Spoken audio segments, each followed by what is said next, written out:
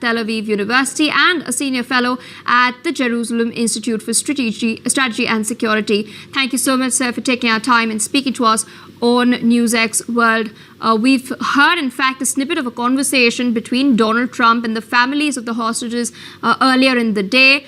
They were cheering as they've hailed Trump for his leadership in bringing about this particular peace deal. What is the mood like on the ground? Well, the mood in Israel is, of course, one of relief.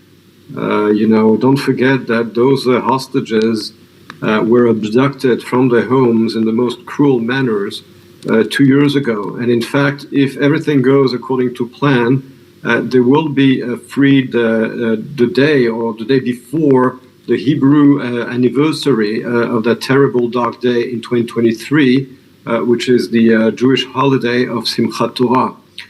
So even though we're talking of October 7 in the Hebrew calendar, the anniversary will be next week on Tuesday, and by that time, God willing, they will be relieved. So, of course, the imagery and the symbolism is huge, and the relief in Israel is huge because, of course, we have fought as a society, as an army. We have sent our sons on the ground to fight those horrible monsters of Hamas. First of all, to get our hostages out. And without the victories of the IDF, Hamas would never have released those hostages. And of course, there was the very important role of President Trump. So a very strong feeling of relief. And now we have to focus on the future. Indeed. And speaking of the future, could this pave the way for lasting peace? There are, of course, some sticking points as well that have emerged. Hamas has up till now not really said anything regarding the clause on disarmament. They've also remained mum on the fact that Trump has proposed constituting an international board of peace. They have, in the meantime, agreed to a technocratic Palestinian leadership overseeing reconstruction in Gaza.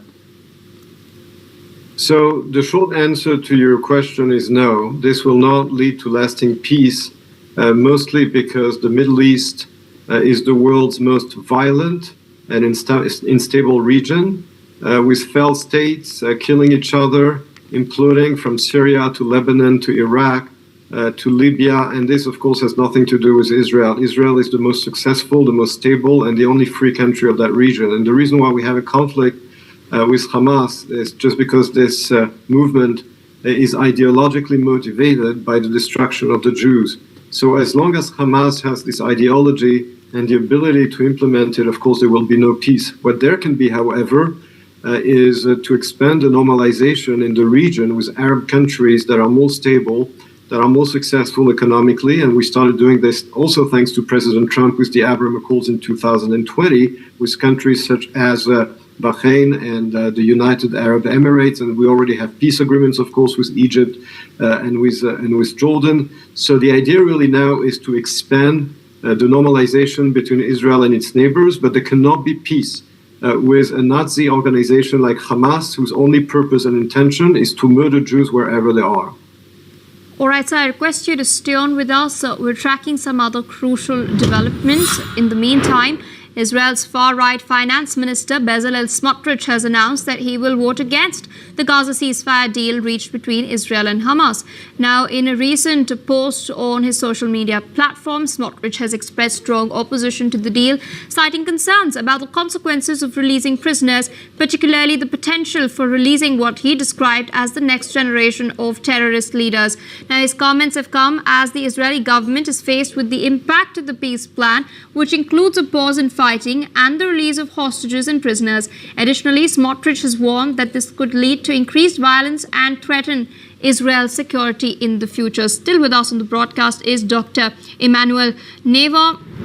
Now, he's of course referred to the past, stating that it should serve as a warning for the future.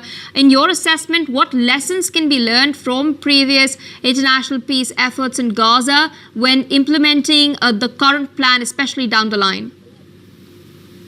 Well, there haven't really been previous peace plans in Gaza. I mean, there was, if you like, the Oslo agreements in 1993 when Israel withdrew from parts of Gaza and transferred the authority to the Palestinian Authority, which turned every territory from which Israel withdrew into a terrorist basis. And then when Israel completely withdrew unilaterally from the Gaza Strip in 2005, it was taken over by Hamas 2 years later, which turned that territory into a huge military basis that eventually led to October 7.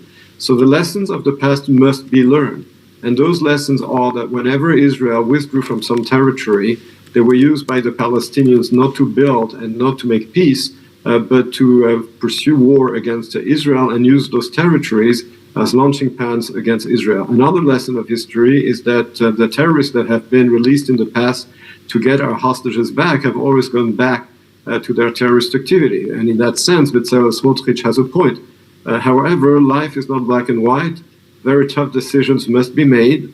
But of course, we in Israel cannot afford not to learn the lessons of the past. We cannot afford to be naive. We have to make courageous decisions and tough decisions and painful decisions. But we must also, of course, learn from the past and never forget the lessons of the past, because whoever forgets the past in this region has no future. All right, so with that, I would like to thank you for taking our time, sharing your perspective with us on NewsX.